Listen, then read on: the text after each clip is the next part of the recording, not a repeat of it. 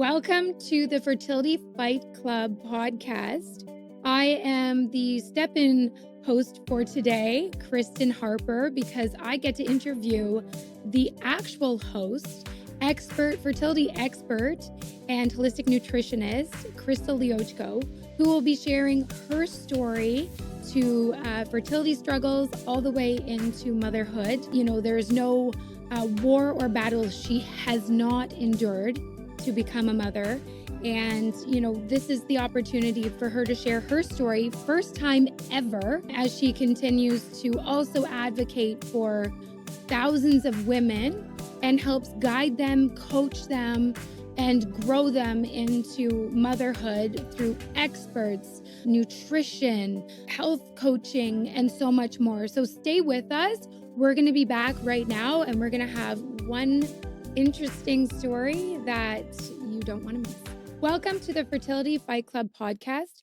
I'm your sit-in host, Kristen Harper, and I'm joined today with Crystal Liochko, your true host of the podcast. Welcome, Crystal, to your own podcast. Thank you so much, Kristen, for doing this for me, because there's nobody else that I'd want to interview me and talk about my story, because, oh my God, I'm going to get misty-eyed already, because you've been through the journey with me. Oh my gosh, guys, I was not meaning to be like this. But anyways, we can totally get cozy because this is an emotional experience for you. You know, it's something that Crystal has never done before, and that's truly share her story, you know, with the people out there who are also struggling with fertility issues, family members, friends. You know, this is your first crack at really opening up, Crystal, and your story is something else.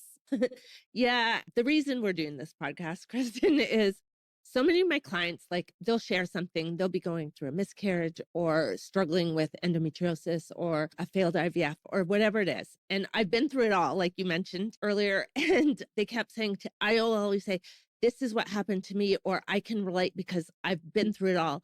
And they kept saying, I want to hear your whole story one day. And I kept saying, we don't have time for that. It's like so long.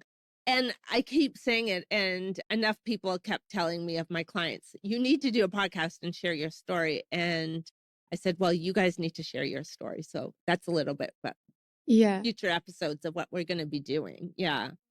And, you know, just to give a teaser, and we're definitely going to get into it, but, you know, for anyone who's listening right now, when we're talking about fertility, it's a big issue that a lot of people are dealing with. And it happens at all stages of life when you're trying to conceive. For Crystal, that spanned her entire, course of attempting pregnancy. It was from early ages all the way to, premenopausal ages. So, this kind of speaks to everybody. And, I think it's a really great opportunity for those listening and watching to, stay here. Stay with us, because we've got you covered. There's probably something in here for everyone to learn. Yeah. And, Crystal, out of all of it, I think we start at the beginning. When you first began the attempt of motherhood and what that would look like. So, where did it start? Like, what was it that, that first moment of, I think I want to be a mom? Well, I think I always wanted to be a mom. I was the one that always did the babysitting in our neighborhood. Like, I would babysit all the kids. And then career driven, because I'm very type A, I needed the career. So I focused on that a lot, and I worked in business, and that was my focus. And then, like many of us, like, I hear this all the time on my consults with clients, that I met my husband later in life. I met my husband too late. Am I too late to be a mom? So, like many of my clients, when I met my husband, it was later, and we started trying, and then I had a chemical pregnancy, and I didn't even know what that was. I didn't know what that meant. And so then I'm like, that's weird, because I'm super healthy. I was running marathons at the time. I was like doing yoga. I was working out, and I was super healthy. I was also living on caffeine, like probably 12 cups of coffee a day, and going healthy, but not. Yeah, healthy, but not. And sorry, my eyes are still misty here, girls. But healthy but not, and doing a ton of business events in the evenings and just like working till like 1 a.m, getting up at 5. And we started trying, and I'm like, I'm healthy. How can this not be? So I went to my family doctor, and she's like, oh, you know what? I'll send you to a fertility clinic. They'll give you this little pill. I remember this like it was yesterday. They'll give you this little pill and you'll probably get pregnant. It's like, no big deal. You're healthy. She did not ask me. And I still have this family doctor today, and I love her. I love her. And it's not blaming her in any respect, but she didn't ask me to update any blood work. She just didn't even ask me about my cycle, my period, anything. So I'm like, okay. So I went to my first fertility clinic, and they did. I did the first round of cycle monitoring. As most of you know, that if you've gone through fertility, you know what cycle monitoring is. And it's where you go, for those that don't, you go pretty much every other day for an ultrasound and blood work up until when you ovulate. And then you go after for your progesterone check and to make sure you ovulated. So this was all new to me. My clinic pretty much wanted me every day. So it was a lot because I was missing a lot of work. So I was the girl in stirrups on the table getting an ultrasound with my cell phone answering it. And at that time I had 2 phones in my hand because I was like running a business with like a lot of staff. Yeah. And I just trusted the doctor. Like, I'm like, they know what they're doing. They're going to give me that little pill. And they did give me that little pill the next cycle. And I did get pregnant. And I was like, see, no problem. I can do anything. And everything, like Kristen, everything we put our minds to as this type of person, you do it. You reach your goal. And so I'm like, oh, that was easy. She was right. But then my beta was good. And then we went for the ultrasound. And I said to my husband, don't worry. It's like early. It's a 6-week ultrasound. Like, don't even come, because he was in Toronto working. I said, you can come to the next one, whatever. So it was fine. So my mom actually went with me, and I go up, and it's like, I hate that my memory remembers so clearly and vividly details. And the ultrasound tech starts doing it. And I'm thinking like it's in the movies, that I'm going to get the picture, hear the heartbeat, get a teddy bear with a heartbeat in it, all that kind of stuff. And she paused, and she was quiet. And then she said, can you just get dressed? And I'm like, well, why do I get a picture of it? Can I see the screen? And she's like, just get dressed. And she got so like stressed. And I'm like, what's going on? And I was in Burlington, and I was at a satellite office. So there was no actual doctor at that time. And I was like, what is going on? So I start panicking, and I have known nothing about fertility at this time, like nothing. So I was like, what is actually going on? And she sent me out to talk to the nurse, and the nurse is like, so there's no heartbeat, but there might be next week. So can you come back?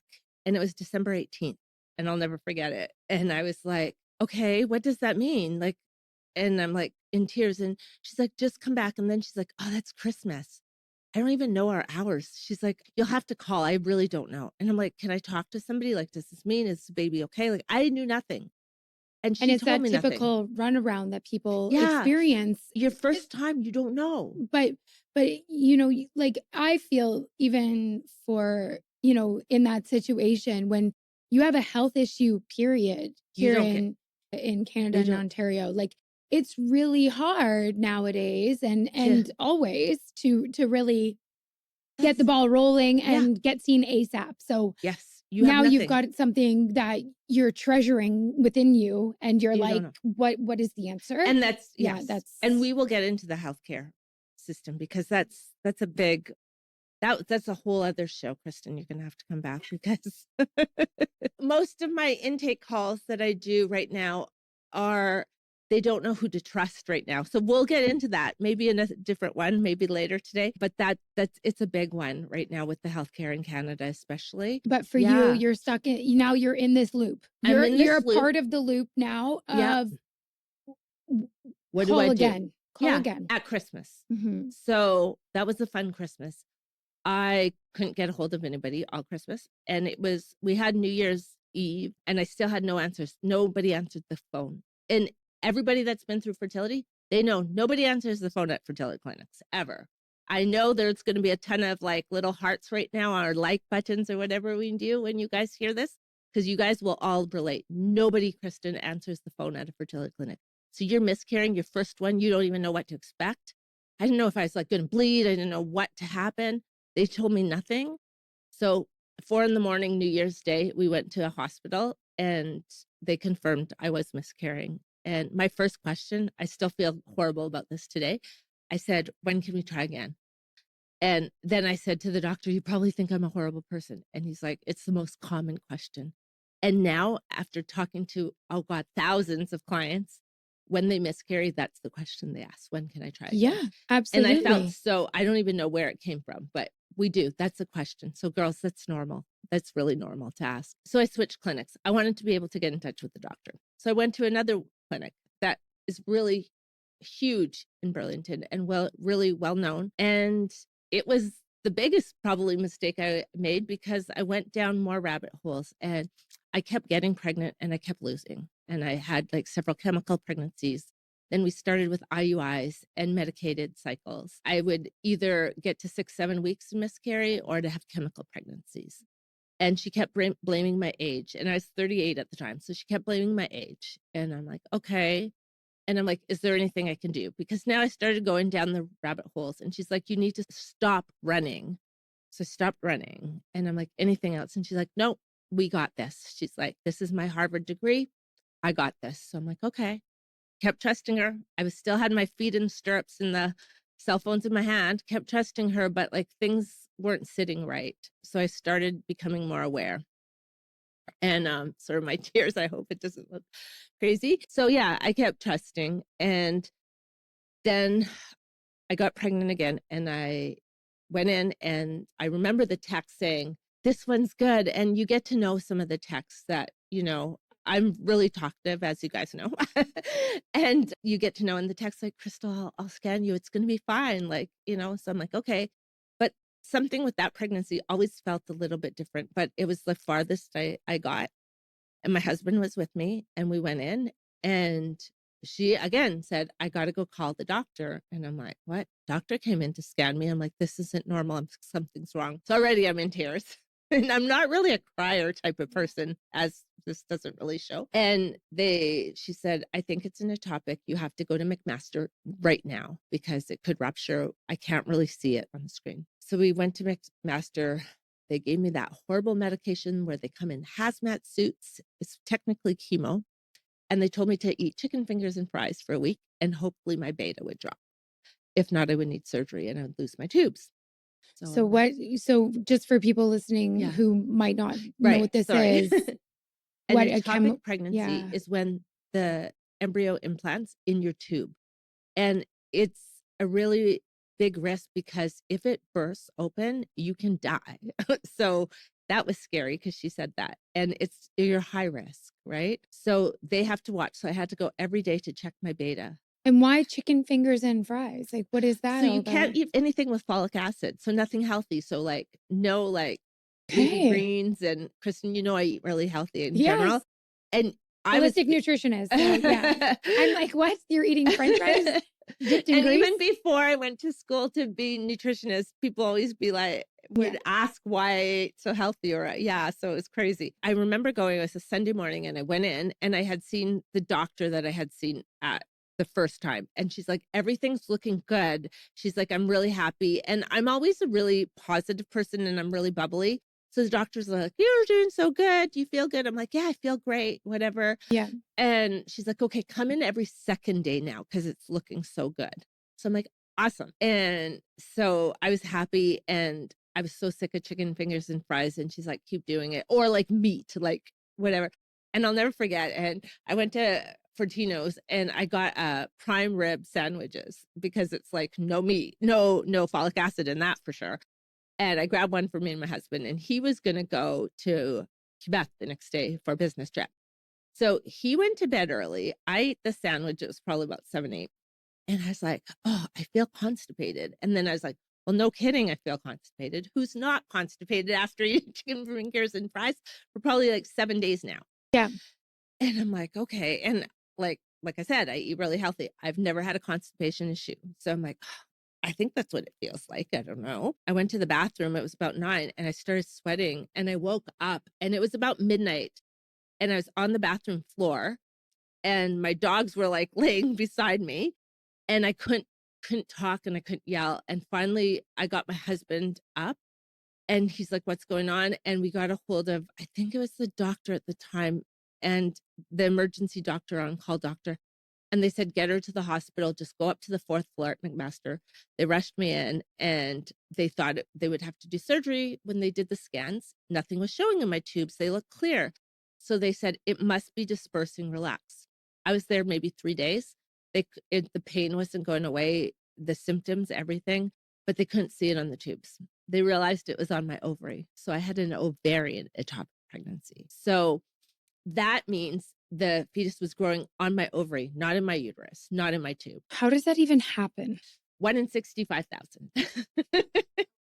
Yeah, part of it is, I think, I wasn't diagnosed until recently, actually a year ago, confirmed, because you need surgery to confirm endometriosis, but some of it could be endometriosis because you have tissues outside and things. Right. But I didn't know that. And nobody had ever told me. 2 fertility clinics, nobody had ever said you have endo.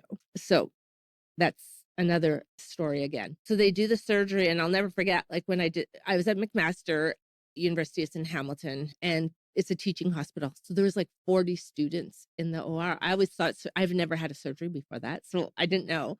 And I always thought surgeries had that many doctors.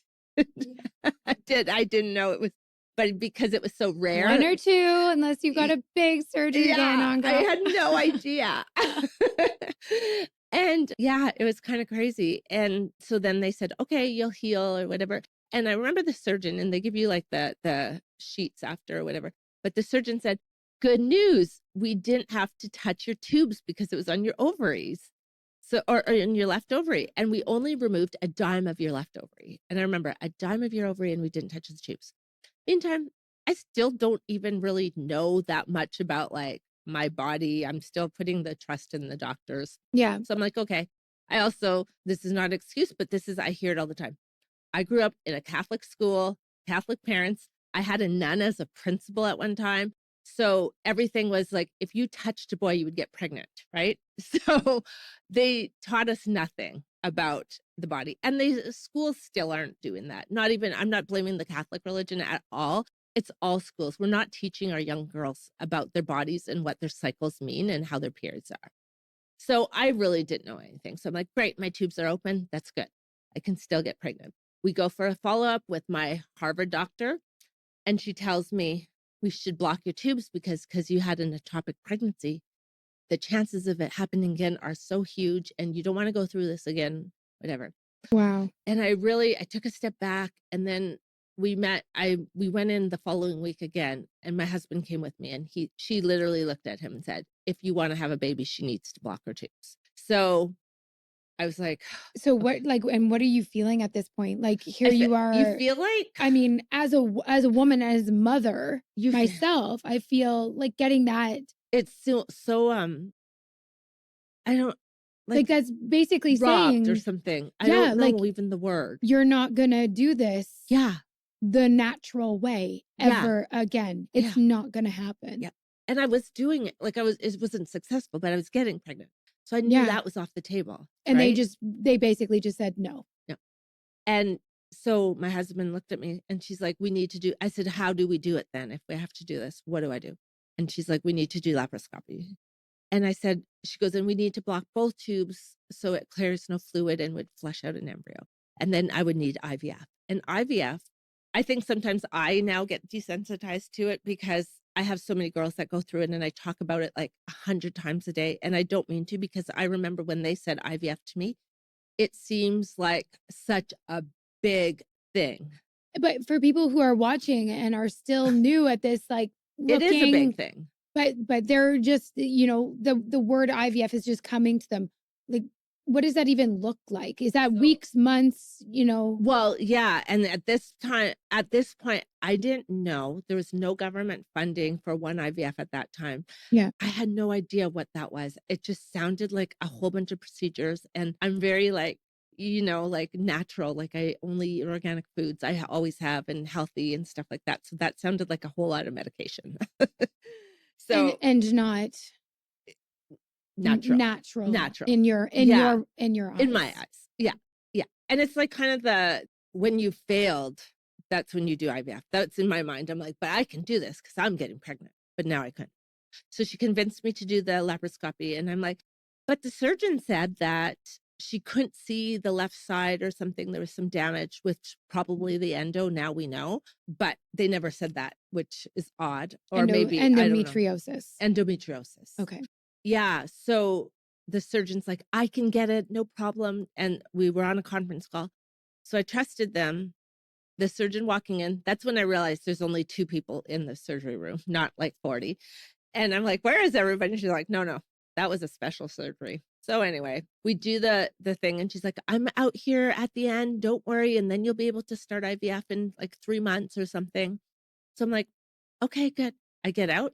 She left me a note and said, I'm sorry, I couldn't do it. Even though she convinced me that she could do it. She couldn't even like look me in the eye and say that she couldn't do it. So then I needed a treatment called Essure. And they actually banned it 2 months, about a month and a half after I got that done. And what that is they take coils up and block your uterus or your tubes from the bottom. So like a really awkward, what's it called? Coil, yeah, procedure. Yeah. It was horrible. Long story, but the camera broke actually when they were doing it. The doctor was fantastic at that time. But what the problem with it is that's not recommended for anybody that wants to do fertility, because what they do is they put coils at the top. I'm pointing because like I now talk about my hey, I mean, that's where it is. That's our body part. That's our body. That's where it's, yeah. But the coils develop scar tissue and block your tubes. What happens is if they don't do it properly, the coils can go into your uterus and then it will knock out an embryo. So then my uterus now, because they did the procedure, my uterus, which I didn't know at this time, is useless now because scar tissue damaged the uterus. And with the endometriosis, which is a scar tissue developing chronic illness, that probably didn't help. Nobody knows. Yeah. And no one knows. So, okay. So but I don't know about the uterus issue at this time. So we start IVF and I get 6 eggs, which I didn't know if that was good or bad at the time. For my age, I think it's good. Thousands of dollars. Yeah. Okay. Thousands. Just to be like in the know. We're not, thousands like of dollars. Right now, my kids are running at about 500,000, about $200,000 for those kids. But anyways, they owe us. Yeah, it's expensive. And we start it and we have no drug coverage either. And the drugs are expensive. And I get 6 eggs and 5 fertilized, which is a really good number, especially because I think I was 38 at the time. That was really good, they said. And that's what they said. So I don't know what I don't know. And I was tired at the time and they kept saying it was anxiety or stress. And I don't really I don't have anxiety and I can brush off stress really fast. It's kind of crazy. I don't know. And I'm like, I'm not. And they kept saying, oh, it's just anxiety. So they were happy. 5 fertilized. That's amazing. So 6, 5, because there's embryo math and that is actually really good embryo math. So day 3 comes and they're like, all of them arrested. I'm like, what does that mean? And they're like, there's nothing. I'm like, all that money's done. And they're like, yeah. What does rested mean? Arrested, dead. Oh, they're dead. Oh my gosh. And I'm like, all the money and medication. I was like crushed. I'm like, how did this happen? So then you have to wait 3 months to meet with the doctor again because they won't talk to you right away, which is part of the problem. So finally get an appointment. She's like, it's your eggs. You're old. You should get an egg donor. And I'm like, okay, but like, is that it? Like, can I do this or this? So we started getting ready for round number 2. And she's like, I'm doing acupuncture and I started doing the rabbit hole thing. So now I'm doing like everything, right? Acupuncture, you name it. And she's like, stop wasting your money on acupuncture. Like that doesn't actually work, which it is controversial. It may not. If it relaxes you, I'm always take it. If it doesn't relax you, don't. But that was her attitude at that time. Nothing about like supportive, just telling me it was wasting my money. Not what she was doing. Yeah. Not the tens of thousands I just spent on you. The money. Yeah. So it was so interesting. So we go do the next one. And I think that time we had 5 and 3 fertilized and they all arrested on day 3. Again, they didn't make 5. So for anybody that's watching this that doesn't know, we want day 5 embryos. Now day 6, actually, embryos they're taking, but day 5 is the gold standard because that means the cells have divided enough and then they can freeze them, test them at that time and implant them after. Day 3, Mm, some places will implant day 3, but not normally, not recommended. I would change doctors if that was the case. Okay. But anyways, mine weren't even making it past day 3, but kept blaming my eggs. After that, I'm like a crazy type A person. We flew literally the next week to a clinic in the US because I had Googled this doctor and he said he could guarantee IVF. And I'm like, what? Okay, so here we go to to the US. Ching, ching, ching. Yeah. More money gone. Yeah. And Okay. and he wanted my blood work. He sent me like all this blood work to get done before. So I did it and I didn't get a copy of it. He got it directly. We fly in and it was when Obama was in office. So we flew into DC and he's like, how are you standing? Was it an early flight? I'm like, oh my God, we flew out of Buffalo and the flights were grounded because when Air Force One is in the air, nothing can land in DC or something. So it was like a big thing. And he's like, no, he's like, I'm talking about your labs. And he's like, your labs are like crazy. He's like, I don't even know how you're functioning. I want to give you an IV right now because I don't even know how you're standing up. He's like, aren't you exhausted? And I'm like, yeah. I said, I am. And he's like, can you sign this consent? He's like, there's no charge. He goes, I just need you healthy. While we talk, I'm going to give you an IV. So my husband's like, hey, is this going to cost? And so Get out the pocketbook, honey. yeah. Get Here we it go. out. Here we go. Here we go. So we do that and we're talking. And then he says, so when did you do IVF last? And he started going through it. And I'm like, well, last week. And he's like, what are you talking about? And I didn't even ask him at this time because I don't Okay. know anything, what levels were crashed, right? So he's like, you did IVF last week? You're like, your vitamin D is like nothing. Your iron is like 3. He's like, everything, all my love, everything was completely crashed. And now, ladies, one of the things I learned now, and I just want to say this so I don't forget, is we know like the good doctors, like a good doctor will test your vitamin D. A good doctor will test your ferritin. A good doctor will test like your blood work to make sure your body's functioning. While I was going through those 2 rounds, I kept telling the doctor, like, something's wrong with me. I'm like, I keep like feeling like I'm gonna like fall asleep all the time and I have a lot of energy. Or like I was Googling like if I had a brain tumor at that point because it just didn't feel like I wasn't myself. I was falling asleep all the time. They kept saying it's fine, you're just anxiety, it's just stress, like repeating the same thing. And I'm like, no, I'm not. I'm in such a good headspace. Like I was meditating like an hour a day. I was like so chill, but I was exhausted. And the doctor in the US confirmed it. And he's like, here's what we do. And he showed me and he's like, their plans to guarantee IVF is he's like, I need you doing like yoga and I need you doing this and like all these natural things. And it all like, I aligned so much with that. Like, and what you're eating, like my Harvard doctor in Burlington told me, it doesn't matter what you eat, just keep doing what you're doing, just stop running. That may be it. Right. He's like, no, like food and this and this. And I'm like, they never tested anything. They said they were testing. They would test my TSH.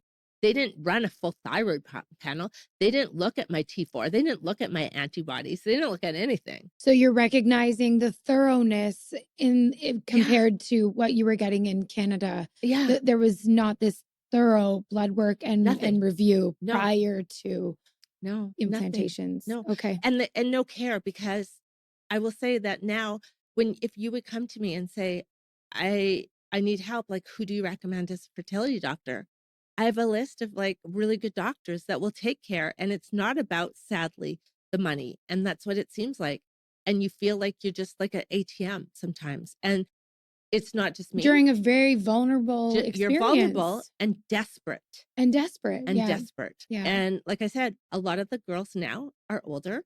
So they're well established in their careers. So a lot of them will have that extra money to put to the baby that they've been wanting, right? And they know this. Yeah. And I see it. And this same doctor, like I have consults with people that are with that clinic all the time. And it's not only that clinic to preference. There's a lot of clinics across Canada that are treating people like this. And sadly, it is a business. I get it. But it's such a vulnerable situation. And the stats show suffering with infertility is equal stress as cancer. And now nobody wants to say, well, having a baby isn't like having cancer, but for our bodies and our minds and the stress levels, it's equal. And I believe it's a Harvard study or a big medical study that has researched women. And the stress impact is that of cancer. So it is big. and they're vulnerable and you're desperate and you'll do anything. And I would do anything. And I was not giving up on having a baby. Which we know. Which and we we'll know. get to the whole story. There's 2 parts to that one. Yeah. She is a mom. We'll be clear. am a mom. She is a mom. I am a mom and now. it is not. Hey, there is, like I said, am a mom now. There's no war unturned that she hasn't battled. And we'll get to that part. We'll get to that part. But so here we are. We're in the States. Your blood work is getting done. Yeah, it's $100,000 now for the doctor in the U.S. to get $100,000 U.S. So that was not really on the table at that point. We were like, oh, how are we going to do that? I'm like, I'm just going to work my ass off to do it. But I also liked his concept. So I started taking fertility coaching courses. So you flew back. Yeah, flew back, went to. And began your. Actually, funny story. So that was like 15 years ago, maybe. No, less than 15 years ago, 10 years ago. My husband got a bill because he froze his sperm there while we were there because they're like, oh, let's check what. He got a bill the other day for $50. I don't know if it was fraud, but anyways, I don't know. Funny story, but 10 years later, they still have a sperm there. Just in case, Crystal. Just in case. So, yeah, but they were pretty thorough. But I just loved what the doctor was saying. Yeah. And this whole time I've seen pieces like while you're in the waiting room, because you're at the clinic so much, nobody tells you how much you're at a clinic. You're at a clinic a lot. It's a full-time job. And as we're at the clinic, I would see the people and I would see the same. Here's your gonal-F, here's your menopause, same dose, same protocol, same uncaring, same robotic staff that couldn't remember people's name after being in there every day, every second day. So now, sorry. After spending that money. So you're back in, you've done all the things, you're in the fertility world, you're learning this stuff. You're back in a clinic, but you're like, Yes. And you're going for, this is now round 4? 3. So we're now we're going to do the not guaranteed package. The not guaranteed package. Mm-hmm. Okay. In the US, because I thought I can do all the things. Oh. And not do the guarantee. So it's so expensive. You're skipping out on you skipped out on Canada. You're going back to the US. Yeah. Yeah. Because poor Francois, her husband, pulls out the pocketbook again. And she's going down there. Yeah. And she's done all the yogas. She's done all the things. All the things. Okay. So what happened then? So a big thing was the doctor in the US said, your embryos keep arresting on day 3. I'm like, I know. Okay. This. And he's like, that's sperm. And that's why they did the sperm freezing and testing there. They never in Canada once after 2 clinics tested his DNA fragmentation of the sperm. Now that is like so critical. I had told both clinics that my husband smoked. And they said, don't worry, it's your age. It's me, always the woman. And still to this day, so many clinics still blame the woman. They'll blame her weight. They'll blame her age. They will never really take accountability for the guys until it's really in their face. And I'm like, what? And the doctor in the US said, do you drink? Do you smoke? And my husband's like, yeah, I drink. And yeah, I smoke. And he's like, that's what's killing them at day 3. And now I know this working. When I see a report and somebody shows me their embryo, their stim sheets, and when their embryos have arrested and what their cycles look like, I'm like, is your husband smoking drugs, marijuana, alcohol? And they're like, yeah, he vapes, or yeah, he smokes cigarettes. And I'm like, that's what's happening. It's not your eggs, or it's not like, necessarily this, like, and so many times they don't do the DNA fragmentation. DNA fragmentation isn't covered under OHIP. So that's not an excuse. It's like $250 or $300, whatever, right? In the grand scheme of things, to know that if that number's high, what the DNA fragmentation kind of does, it shows how the strength of the DNA of that sperm. So think of a ladder. I had a great doctor explain this to me. He's like, the ladder here, and not the doctor in the US, one that I work with all the time, the sides of the wall of the ladder. As you walk up, the higher the DNA fragmentation, the weaker the ladder is, and it will just collapse. And that's what happens when it's high, right? There are things we can get it done. And guys, we can improve their sperm so quickly as opposed to our eggs are harder to. And I'm not saying my eggs were the whole problem, right? Because I was now older, but the sperm has to be really good too, especially when I have endo. He had to make up double, which I didn't know at that time either, but it wasn't just me. And I felt so relieved almost.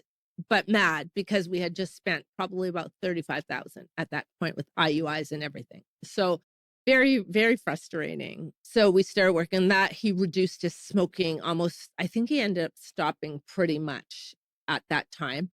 And we made a couple good embryos. We froze sperm, and that's what we did. And then we were getting ready to transfer. And then the doctor's like, you have the problem with the uterus. And I'm like, I have a what? And I didn't know. And so Oh, we're they like, what does discovered. that mean? Yeah. So, And here then I you are. found another mistake from that clinic that they had done. And it was just like a knife. And I was like, you got to be kidding. So I didn't want it. The doctor thought he could fix it with the surgery. The problem was, though, it was so expensive in the States. It was like just crazy. And we're like, I don't know how we can do this. And then COVID hit. And I had talked to a doctor here in Canada that now I started working with a lot of fertility clinics and trying to build relationships with doctors that I trusted. And I talked to one and he's like, I think I can fix it. I was ready and COVID hit. And then, as we know, the fertility clinics were like, I think one of the first ones to shut down. So we waited, and I think it was August. We're like, let's just adopt. I said, my goal is a baby. Let's adopt. And I remember we had like a call with like the Children's Aid Society and stuff. And that was August 21? 2020. August 2020. 2020. So you've August. now, everything's kaput. Everything's. You've put it down. You're like, that's it. We're going the adoption route. Yeah. Had a call with them. There was other couples on the call. We thought, this is not for me. Not in Canada, the way the adoption system works and how they wanted us to always have a part of the other, like the mother, if she was like a drug addict or a creepy uncle, they always wanted some contact on Christmas and the birthdays for the kids or the child. And I was like, but my Christmas morning is insane. Like I'm making breakfast and food and everything and family. How do I bring somebody like maybe 3-4 hours away to visit somebody they don't even know when that's gonna, so right away. So it wasn't aligning. And I was like, what now? What now? So Canadian adoption was no longer an option. And then we're thinking international adoption. Was that an option? COVID was like ramping up in Canada. If you're watching from the US, I know it was a little more chill there, but we had like full on lockdowns. It was like a pretty intense. So yeah. I knew transferring, the goal was the embryos were now in Canada. We had transferred them to a clinic. Like I skipped that part, guys, sorry, but they were in Canada and we had frozen sperm and stuff. And we didn't know where to transfer because the clinics were kind of a half opening, but I didn't really trust a doctor at this point. So it was such a, like, I just didn't know what to do. Yeah. So at that point, I was just like, am I going to be a mom? Am I just going to be like an aunt? Which is nothing wrong with that. It's just, I'm not a giver upper. And I just like, when I commit to something, I'm committed and probably to a fault. But, So for you, this was it. You were faced with a pandemic, bills for thousands and thousands of dollars in IVF and treatments and health support. You're building now a business and a coaching to try and help other women become pregnant because now you've gone through enough. And then that was it. And now you're looking at stage 2, which is adoption. Yeah. Now this is off the table. So what happened in stage 3? We'll take a break shortly. Yeah. But stage 3 was what, Crystal? Well, stage 3 was surrogacy because honestly, I thought, how am I going to keep helping couples when if I miscarry with this uterus, and it was a chance that I could, like they could fix it. If I miscarry and now I'm older, I'm not going to make no more embryos. And if I miscarry, I will be so devastated. How am I going to support somebody miscarrying? Right. How am I going to support somebody through IVF and say you'll get through it when I'm not doing it myself? And I felt like such a fraud. And I know I talked to you so many times. I'm like, yeah, I feel like a fraud. I'm not a mom. Like, how can I be a coach? How can I help people through this journey when I can't do it? Yeah. Right. And I thought, oh my gosh. And I was helping so many people at the time. You were. I remember. And Some people, especially in Burlington, would know, like Bloomis and Blooming Hopes and all the Fertility makeup. Blooms. Fertility Blooms, the makeups and everything she was doing to raise funds to help other people get pregnant while trying to get pregnant. Okay. Yeah. And that's another, we started a charity to support and help and donate money from like makeup. Yeah. Because she recognized what this was doing. And so, and so there we go. Yeah. And then we went on the journey of surrogacy. I thought I can keep going. And I have goosebumps. If I have a surrogate that can carry my baby, I can keep working and the baby will arrive and I can do this. So, and you've got the new avenue of helping other women. Yeah. Okay. Yeah. Well, let's take a quick break on this one. Yes. We'll get the breathing room. And then we will jump right into, I think, the best part of the story yet, because this is something you don't want to miss. And literally, like when we say she then went to war, like she literally went to war. So we'll be right back with more with Crystal Liochko, who is a health and fertility coach here with the Fertility Fight Club. I'm Kristen Demany. We'll be back in a moment.